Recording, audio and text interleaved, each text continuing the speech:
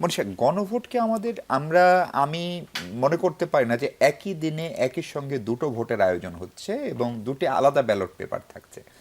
ফলে সেটি আমাদের যে নির্বাচন কমিশন, আমাদের যে প্রশাসন, আমাদের যে পুলিশ, এমনকি আমাদের যে গণমাধ্যম, আমাদের যে শিক্ষকরা, তাদের এখন যারা আছেন তাদের ক্যারিয়ারে অন্তত গত 17-18 বছর তারা আসলে কোনো ভোট করেননি, ভোট দেননি, দেখেননি।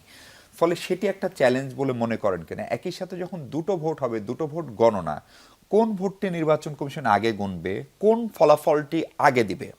অথবা ধরেন কোনো কারণে যদি গণভোটের ফলাফল হ্যাঁ হয়, তাহলে সেটি সংসদ নির্বাচনের ফলাফলে কোনো প্রভাব ফেলবে কিনা, না হলে তো অবশ্যই ফেলার কথা। ফলে এই চ্যালেঞ্জগুলো নিয়ে নির্বাচন কমিশন এবং সরকারের যে প্রস্তুতি, সেটা প্রার্থী হিসাবে আপনাকে কতখানি সন্তুষ্ট করে?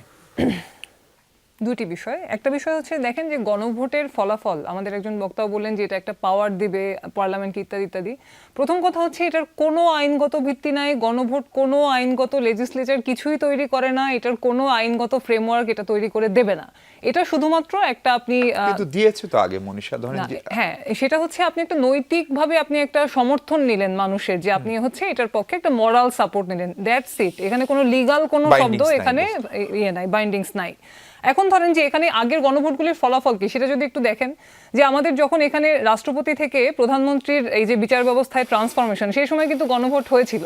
তখন কিন্তু বেশিরভাগ মানুষ নায়ের পক্ষে ভোট দিয়েছিল। মানে এই যে আবার এর আগের যে দুটি ভোট, সেই দুটি ভোট যখন সামরিক শাসনামলে ভোট হয়েছে, তখন কিন্তু সেখানে আমরা দেখলাম যে বিপুল সংখ্যক ভোট পড়েছে, সবাই হ্যাঁ বলেছে, এরকম ভাবে কিন্তু তখন একটা মেকানিজম দেখানো হলো। এখন যেভাবে সরকার এটার পক্ষে প্রচার করছে, তাহলে আমাদের কিন্তু সেই যে প্রথম যে দুটি গণভোট, সেটার স্মৃতি কিন্তু আমরা না দেখলেও এটা মুখে শুনে কিন্তু আমাদের সেটা মনে পড়ে যাচ্ছে যে এখানে আবার একটা সরকারি মেকানিজমে উত্তর চলে আসবে কিনা, এটা একটা বিষয়। আবার আরেকটা বিষয় হচ্ছে, ধরেন এবারের অবশ্যই এটা একটা চ্যালেঞ্জ, কারণ মানুষ তো কনফিউশনও পড়ে যাবে। মানে এমনিতেই হচ্ছে ভোট, বিপুল সংখ্যক ভোটার ভোট কেন্দ্রে যাওয়ার কথা, তারা যখন যাবে, তারা একটা ভোট দিতে গেলেই অনেক সময় নানান রকম দ্বিধাদ্বন্দ্ব, ভোটার নাম্বার বের করা, নানান রকম জটিলতা সেখানে হয়। সেখানে এই ভোটটা তো নতুন, বাংলাদেশের যত মানুষ ভোট দেবে প্রত্যেকের কাছেই তো এই হ্যাঁ ভোটের বিষয়টি নতুন। ফলে সেটা নিয়ে একটা সময় ক্ষেপণ হবে সেখানে।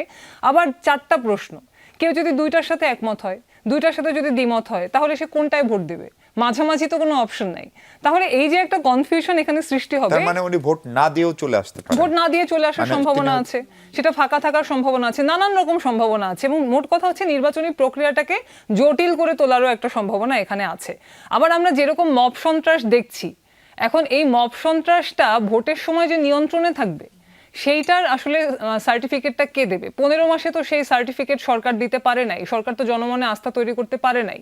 আমরা যখন যাচ্ছি মানুষের কাছে, মানুষ তো আমাদেরকে প্রশ্ন করছে যে নির্বাচন কিভাবে হবে। এই যে কথায় কথায় পত্রিকা অফিস জ্বালিয়ে দিচ্ছে, তারপর একজন প্রার্থী হাদি, তাকে গুলি করে হত্যা করা হচ্ছে, সেটা হত্যাকারী ধরা পড়ছে না।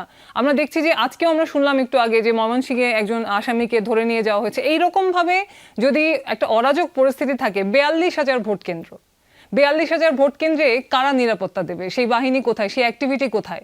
আমরা দেখছি যে বৈধ অস্ত্র এখন পর্যন্ত জমা নেওয়া হচ্ছে না। অবৈধ অস্ত্র উদ্ধারে যেরকম অভিযান চালানোর কথা, সেই অভিযান তো আমরা চলতে দেখছি না। তাহলে আসলে এখানে জনমনে আস্থা তৈরির প্রক্রিয়াটা কি?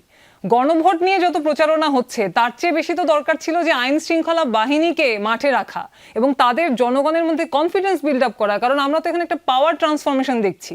তাহলে এই পাওয়ার ট্রান্সফরমেশনের জায়গাটিতে সরকারের কি আগ্রহ কম? তার কি এই ধরনের শুধুমাত্র একটি আনুষ্ঠানিকতার দিকেই আগ্রহ বেশি? মানে সেটা কিন্তু জনমনে প্রশ্ন তৈরি করছে।